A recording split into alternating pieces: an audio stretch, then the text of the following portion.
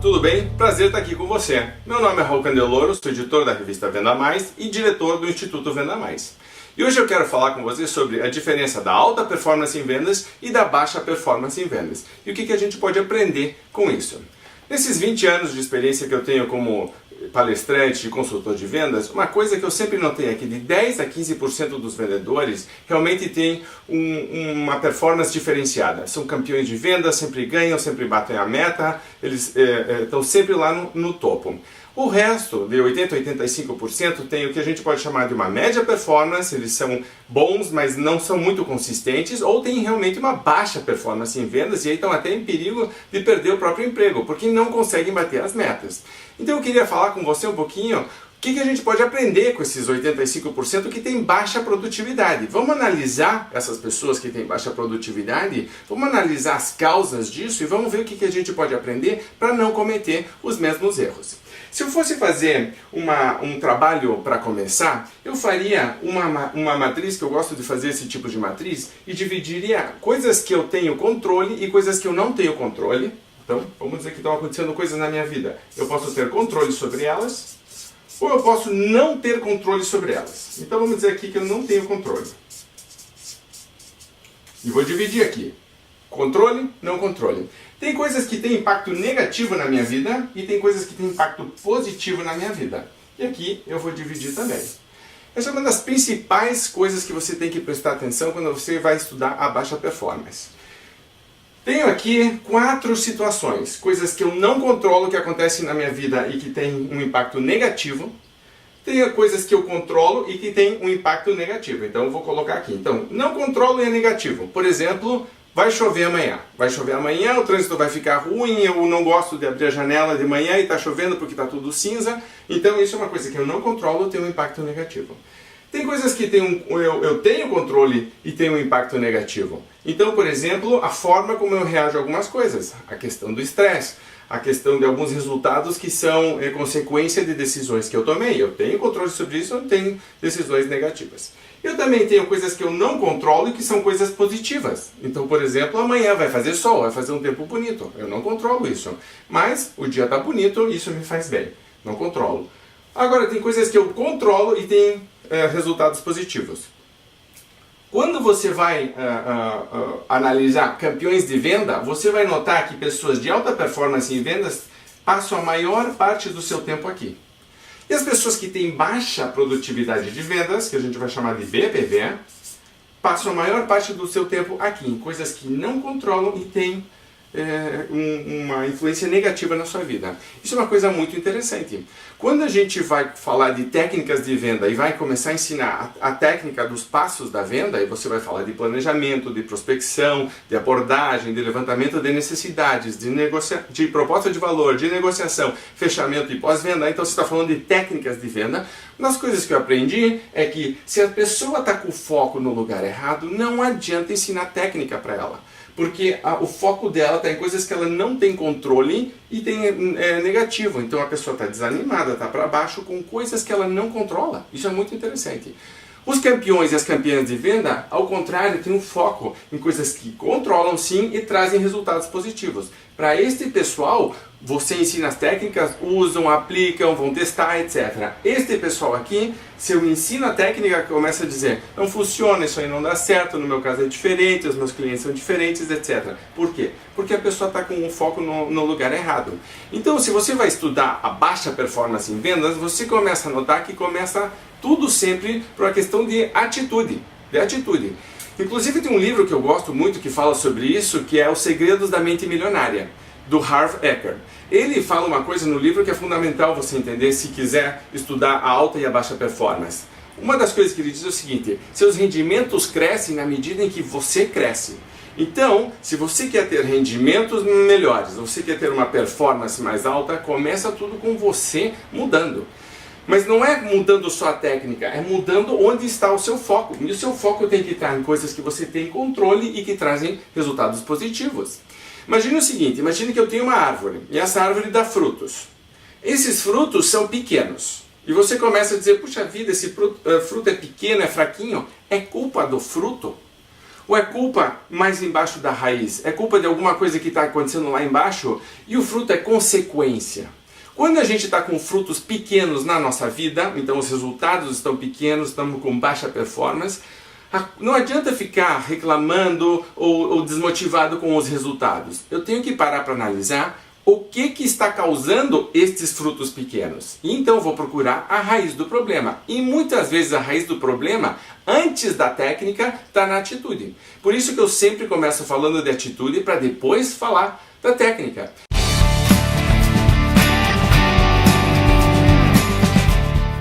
Se eu fosse fazer uma pergunta séria para você, falando de alta performance, eu diria para você, a pergunta seria, você realmente é um imã de sucesso? Você atrai o sucesso? Ou você está mentalmente focado em coisas que você não tem controle ou em coisas negativas e que acabam atraindo mais coisas assim? Tem gente que é um imã de pepino. É um imã de pepino. A pessoa é um imã para atrair abacaxi e pepino. A pessoa ela é complicada, mas ela é complicada não por falta de técnica, é porque a atitude está errada. A questão não é o tamanho dos obstáculos que você vai ter na vida. A questão é o seu tamanho. Se você for maior que os seus obstáculos, você vai ter alta performance e vai ter sucesso. Agora, se você se colocar numa atitude derrotada, pessimista, você não vai nem tentar colocar em prática as habilidades que eu possa te ensinar. Começa com a atitude incorreta e depois não consegue ter resultados. E aí você cria um ciclo negativo, porque você não tem resultados, fica mais pessimista, não aplica as técnicas, não procura se desenvolver, não estuda, não pergunta para os outros como melhorar, e aí você não tem resultados e começa todo o ciclo de novo. É uma espiral muito negativa, que precisa ser rompida, precisa ser cortada. Para falar de alta performance, eu tenho que começar então estudando baixa performance e dizer qual é a atitude dessas pessoas. Eu não quero ter essa atitude, eu quero ter a atitude dos vencedores. O que eu penso se transforma em hábito. E os nossos hábitos é que constroem a alta performance ou a baixa performance. É isso que eu tenho que entender. Os nossos pensamentos influenciam as coisas que a gente faz. As coisas que a gente faz se tornam hábitos e aí a gente vai para um caminho ou para o outro. Inclusive é uma coisa muito interessante. Existem dois tipos de hábito. Os hábitos de fazer coisas e os hábitos de não fazer coisas. E você vê claramente quando você vai estudar o sucesso que as pessoas de alta performance têm claramente definido o que tem que fazer e também claramente o que não tem que fazer. E as pessoas de baixa performance têm essas prioridades invertidas. As coisas que elas não têm que fazer, elas continuam fazendo por preguiça, por acomodação, por falta de conhecimento, por alguma questão que ela tenta justificar. E as coisas que ela sabe que tem que fazer, ela não faz. Por falta de persistência, de disciplina, de iniciativa, e aí você diz, não pode, eu tenho que descruzar isso, as coisas que eu sei que eu tenho que fazer, e as coisas que eu tenho que deixar de fazer e tenho que parar de fazer, também isso, senão vai continuar tendo baixa performance em vendas. E existe uma diferença imensa entre você estar 99% comprometido e 100% comprometido, imensa. Você quer estar 100% comprometido, primeiro, com você mesmo. Segundo, com os produtos e serviços que você vende. Terceiro, com a empresa em que você trabalha. Quarto, com o seu sucesso como vendedor ou como vendedora. E quinto, um dos mais importantes, comprometido 100% com o sucesso e a satisfação dos seus clientes. Essa é a diferença da alta performance em vendas. Uma pessoa que não tem alta performance em vendas, geralmente ela está com performance média ou baixa, é porque ela não tem um desses comprometimentos. Ou ela não está comprometida de verdade consigo mesma, ou ela não está comprometida com os produtos e serviços, ou ela não está comprometida com a empresa, ou ela não está comprometida com a área de vendas, como ser profissional de vendas, ou de verdade não está comprometida com o sucesso dos seus clientes, está pensando mais em si mesmo do que no sucesso dos seus clientes. E aí você tem uma das grandes explicações de por que algumas pessoas continuam com a baixa performance em vendas, mesmo que você dê treinamento técnico de vendas, mesmo que ela saiba o que fazer. Ela não faz porque ela tem um problema de atitude, isso se mostra no comprometimento, na falta de comprometimento. Lembra de novo, pessoas de alta performance em vendas são 100% comprometidas com ela mesma, com o produto e serviço, com a empresa, com a profissão de vendedor e com a satisfação e o sucesso dos seus clientes. Lembre, alta performance em vendas depende de uma decisão. A decisão é de você se comprometer 100%, não 99%, 100% a melhorar seus resultados. A baixa performance em vendas, por consequência, também é uma decisão. É uma pessoa que decidiu não se comprometer. Ela teve a opção de se comprometer e disse, quer saber, eu não vou me comprometer 100%. E aí, a consequência disso é baixa performance. E pior disso, isso tem outras consequências também. Por exemplo, menor qualidade da venda, então a qualidade da venda começa a cair. Você tem um ciclo de venda mais lento.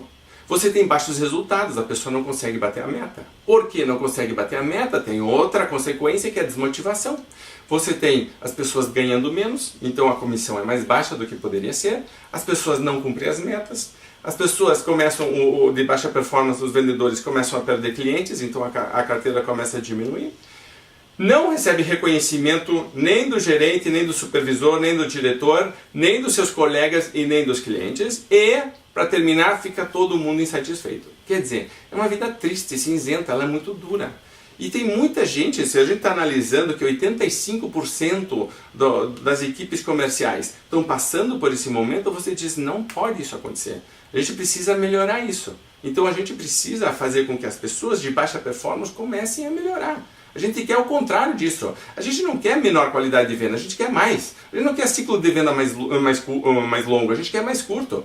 A gente quer altos resultados, a gente quer motivação, a gente quer mais comissão, queremos ganhar dinheiro, queremos cumprir meta, queremos mais clientes, queremos reconhecimento, a gente quer todo mundo satisfeito. Isso que a gente está procurando. Fiz uma grande pesquisa com mais de 1000 pessoas da área de vendas do Brasil. Metade deles líderes de vendas, supervisores, gerentes e diretores de vendas, e metade profissionais de venda, então vendedores, vendedoras, representantes, corretores, etc. Eu peguei os resultados todos e passei 2 ou 3 dias analisando todos esses resultados e cheguei à conclusão de que existem 20 grandes causas da baixa performance em vendas. São 20 maiores erros. Eu vou te dar os 20 e veja o que você acha e qual que é a tua opinião.